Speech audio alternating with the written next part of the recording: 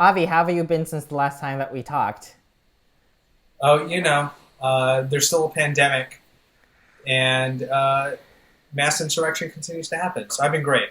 Oh, right. Uh, Sorry, I was thinking like since the last time I we did this, but you're right. Yeah, it's only been 30 minutes since I saw your beautiful face.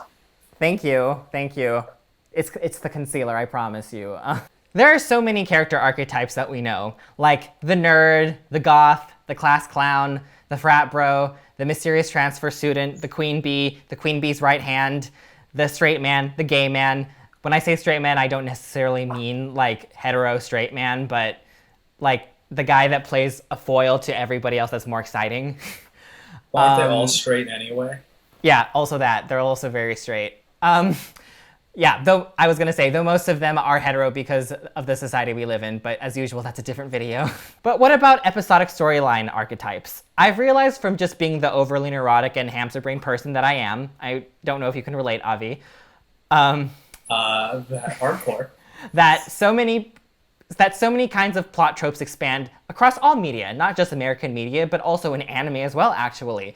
I'm not gonna lie, I feel Yeah. pretty smart about myself. I guess this might be the first video of an unnamed series because I have major commitment issues, so it's not gonna have a name yet, and I don't know if it's gonna actually be a series. We're going to be going over the theater play trope.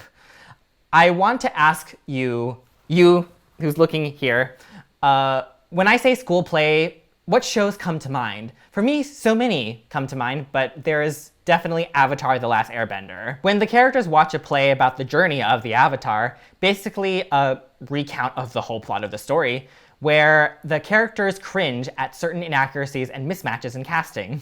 There is even a great scene where Sokka gives his actor advice on how to portray him better. And of course, the actor doesn't know that it's actually Sokka. And where Zuko is mistaken as a fan of the play, who is cosplaying as Zuko and is told that his scar is on the wrong side of his face. Yeah, I remember that. Also, I think that episode was designed to make fun of the movie. Like they like Really? specifically, yeah. I was Bitch! watching a recap video about Avatar, and they're like, yeah, that episode was designed like their way of making fun of how bad the movie is. Yo, that's like some extra level meta ass shit. Because like I said, this could also be just interpreted as a comical, like looking back at the plot of the story. Yeah, That's so fucking yeah, interesting. Oh my yeah. god. You should verify that claim. Okay. I just heard it from like a Channel Frederator video, but Oh, you know, I trust them. I trust Channel Federator.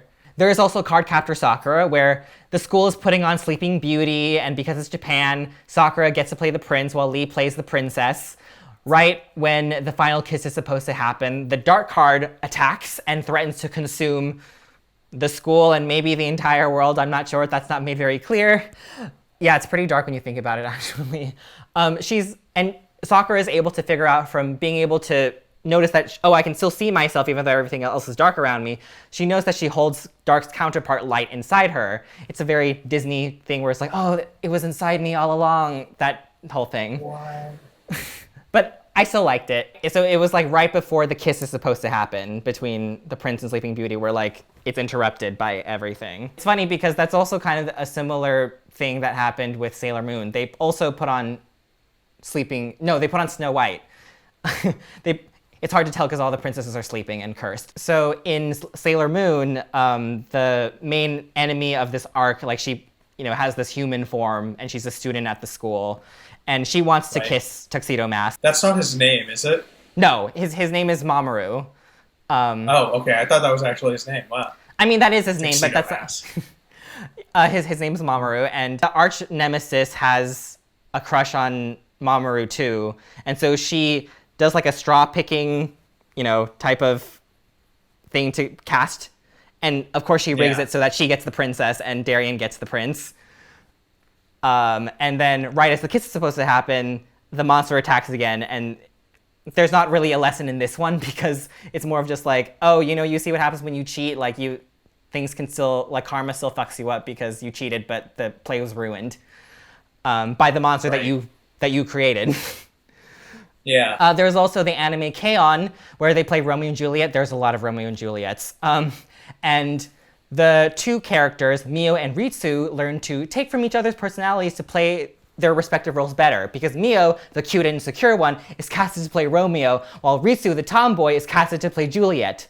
And so in process of just making fun of each other, they're like, oh, like, we should just take from each other's personalities to play our roles better. And again, because it's Japan, you know, they like having women play male roles, as do I. I did not know that was a thing that's really common in Japan. Yeah, there's actually this really famous theater company called Takazuchi or something like that. I can't. Let me look it up real quick. The Takarazuka Review. They're a musical theater troupe, and everything is put on and it's all female. It's very well known. Actually, if you didn't know, Rebecca Sugar was inspired by them. Oh. That's actually where I learned about it. Yeah, I mean, I think Asia is just very fascinated with androgyny. Yeah. It's this very interesting... I mean, I used to be a big enough fan of K-pop to understand that. It's this very interesting thing where, like, I don't think gay marriage is legalized in any of these places, except Taiwan. But they are very fascinated with women with masculine features or men with feminine features. There's also Sabrina the Animated Series, which I know I was talking to you about earlier. The school is putting on Romeo and Juliet again, where Zelda and Hilda conjure Romeo out of a fight, and from their shenanigans, avoid being punished for abusing their powers, they learn their lesson, and this actually inspires Sabrina to understand love better as a preteen teenager person. This helps her get the role of Juliet by explaining that love is not just about people that want to get it on, but it's also about family. What other examples did you have regarding school plays? Yeah. So when it comes to like American television and cinema, I always feel like school plays are really common as a way to like get characters together, like romantically. So interesting. Romeo and Juliet. And yeah, Romeo and Juliet. Well, that's like such a common one. But while you were talking about it for the anime, I realized like all of them are Shakespeare, and I like. It's funny because we did Shakespeare in high school, but not that often. But all the TV shows always do Shakespeare, and it's probably because it's licensed free, so they can just do it without having to like actually commit to like paying someone. Like we had to pay for Our Town, we had to pay for Into the Woods when we did it. Sex Education ends with that amazing like Romeo and Juliet complete remastering. And I kind of want to come back to that one because that like tackles every trope on purpose. Yes. But like Arrested Development, the whole point of the play originally is so that maybe he can make out with Steve Holt, and then we later find out they're related, but or probably related. Oh, that show has a lot of like incest humor because the whole like the premise, like one of the best jokes in the show is that Michael Cera's character George Michael has a huge crush on his cousin. Arrested Development has all this incest humor, but like when they do the school play thing.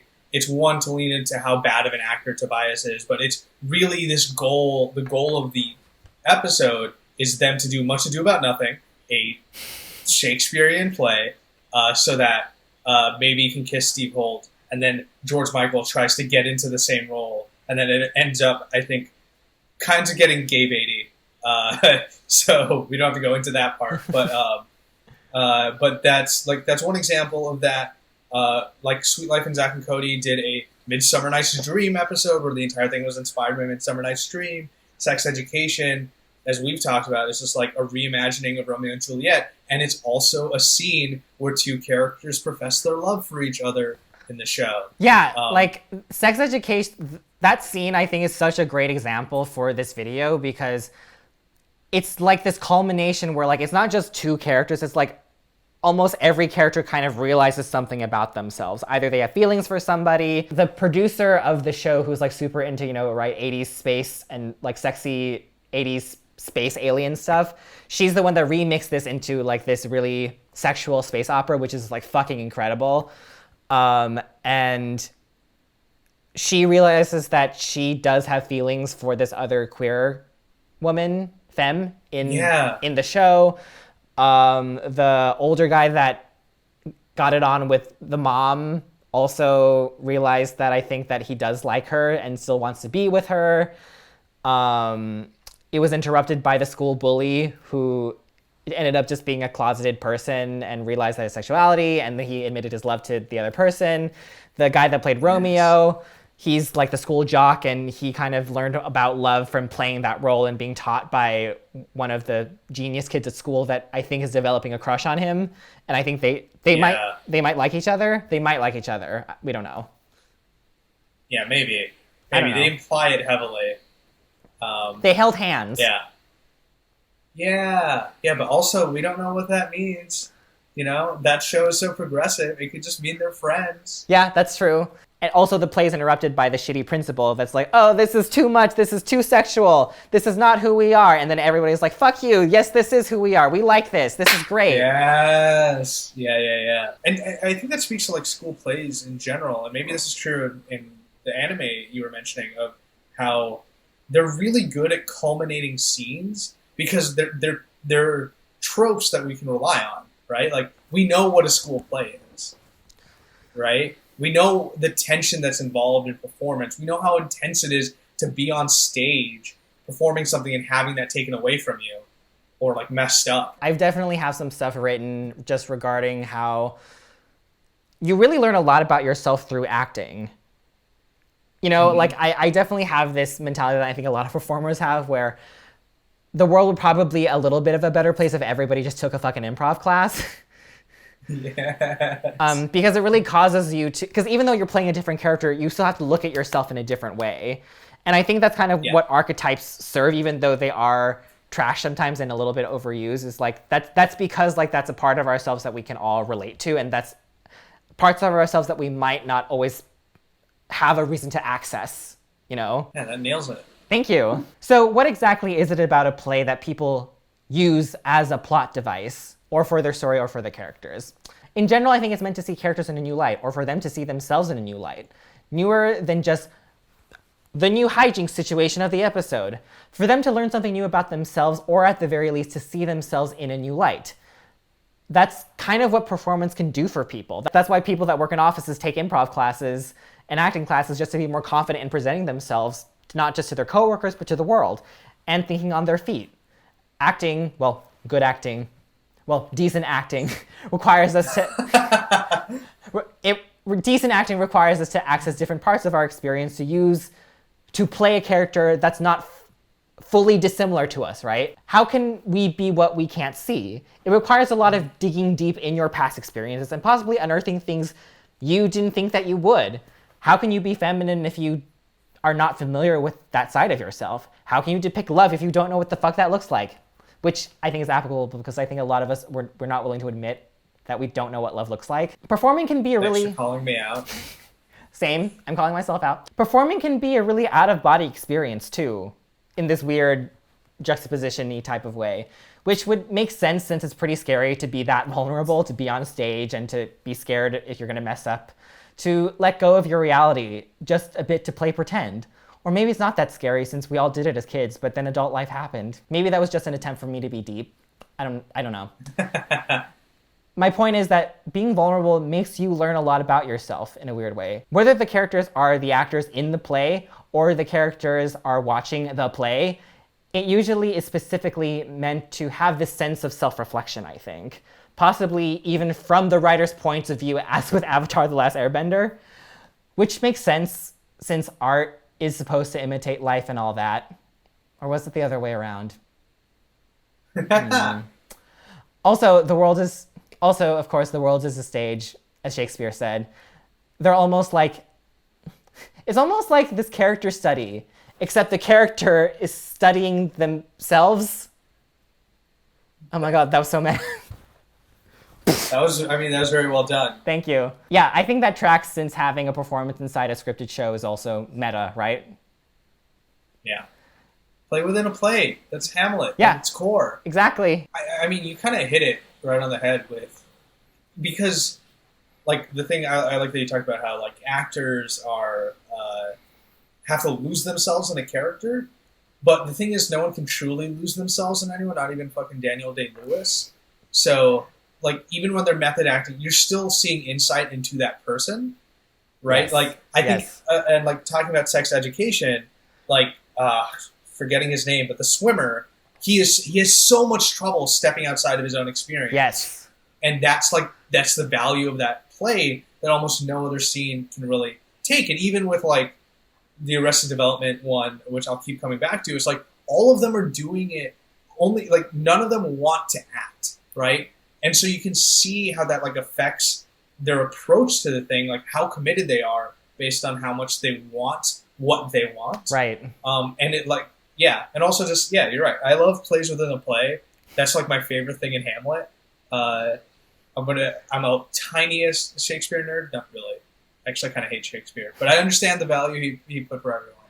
But yeah, I also love that all of these, like, realizing that all of these are freaking Shakespeare plays. I mean, I'm sure it has to do with money too, but like, it really is interesting how these plays have just transcended in this way. I think there's like the levels of transcension that like we are all familiar with, where it's like, yeah, we all have to study it in English class. We all have to maybe watch the movies. We all have to, like, it's like part of your classical training as an actor to study these plays and to act them out. If you're like, the serious, like really, really serious actor.